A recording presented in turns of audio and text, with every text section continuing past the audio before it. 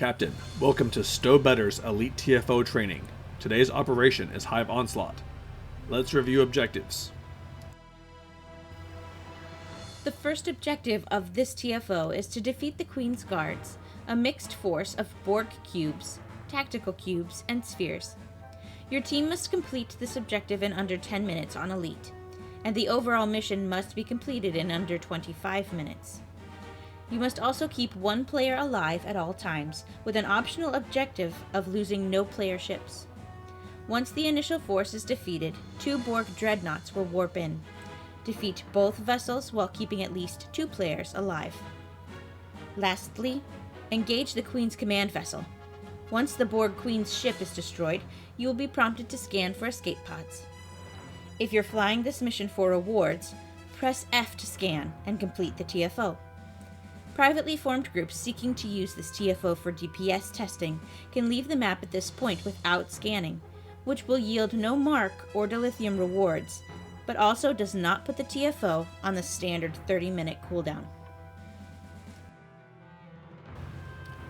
Thank you. On to risks and rewards.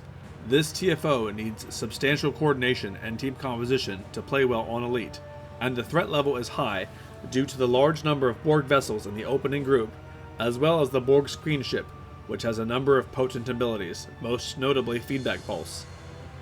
This TFO awards a moderate amount of Omega or Fleet Marks, along with a chance for Enchained Current Pieces.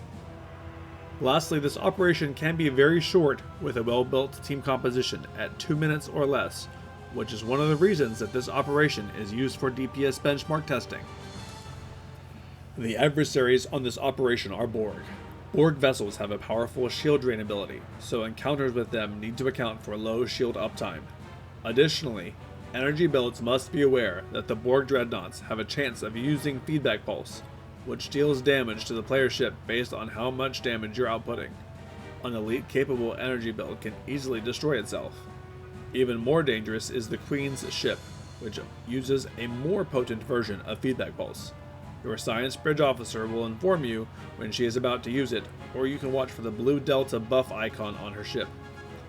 Aceton Field is another one of the Queen's abilities. It can cause significant damage to ships within 5 kilometers based on the number of energy attacks the Queen has received. Lastly, the Queen can also use Confuse abilities on player ships, causing them to turn on one another temporarily. Having a well-built tank is basically essential on this map if avoiding player deaths and completing all optionals is desired. The tank will draw fire for the rest of the team while they work together to clear the Queen's guards. This is especially important for DPS testing, as most DPS builds cannot destroy the Borg quickly or efficiently while handling incoming fire from that many Borg vessels.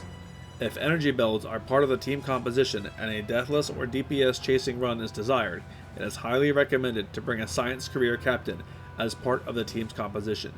The Science Captain's subnucleonic beam is a guaranteed reliable way to clear the Queen's Feedback Pulse, and your bridge officer again will inform you when she is activating it. At the start of the encounter, target one of the central tactical cubes rather than the ones on the edge of the formation so that AoE abilities will strike as many Borg ships as possible. Having a strong gravity well to clump all the Borg ships together is also highly desirable.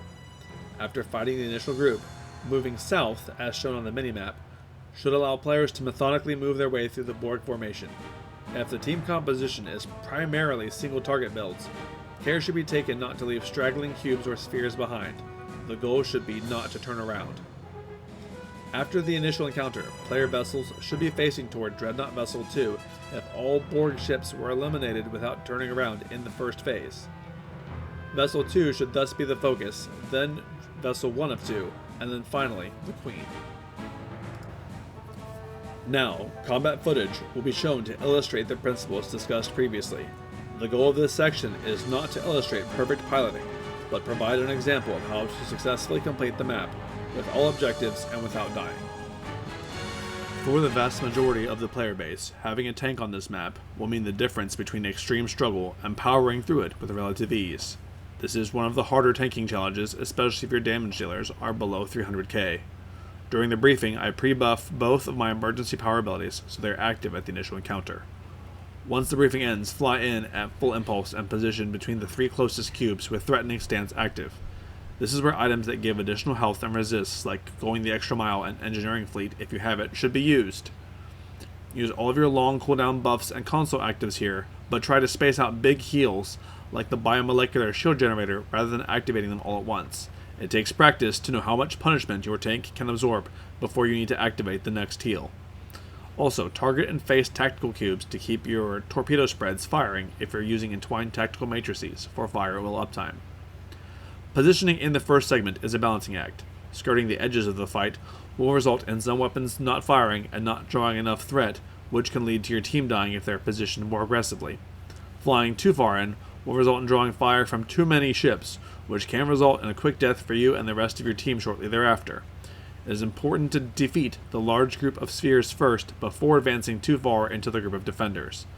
Another concern is avoiding warp core breaches, which can deal significant portions of your health in a single blast and can be hard to see if your team is killing the cubes quickly. As you advance through the group of Borg ships, try to position so all of your weapons are firing. The cubes are large enough that even if you're facing a single cube, you can angle your ship such that both the forward torpedo and aft beam array will strike it, if you are using a torpedo. When the Queen's guards are defeated, ending the first stage, a cutscene will play. It can be skipped by holding escape on PC or the equivalent operation on console. Once the dreadnoughts warp in, position yourself near the Queen and between them such that your weapons can strike both ships. You will want to keep your torpedo in arc if you are using one. Feedback pulse from the dreadnoughts should not be a major issue. Tank builds shouldn't be overly concerned by the Queen's feedback pulse. However, a coordinated team should have a science captain who knows how to use subnucleonic beam to clear it. If your tank is built on a science captain, that could be you. A larger concern is Aceton Field, which does significant damage in a PB AoE around the Queen up to 5 kilometers. The Queen's abilities are many, and her use of them is variable, so consider staying around 6 kilometers distance to avoid that effect, but make sure you can draw threat. Her ability should not be able to destroy your ship. Once the Queen is defeated, scan the escape pods to complete the TFO. If chasing DPS, you can warp out before scanning if in a coordinated group to avoid the 30-minute TFO cooldown at the cost of receiving no marks or dilithium from the TFO, such as what happened here. Captain, if this breakdown helped you in your quest to play Stowe better, please consider liking this video and subscribing to our channel. The link to the specific build used for this tutorial is in the description. For more guides and builds, check us out at www.stobetter.com.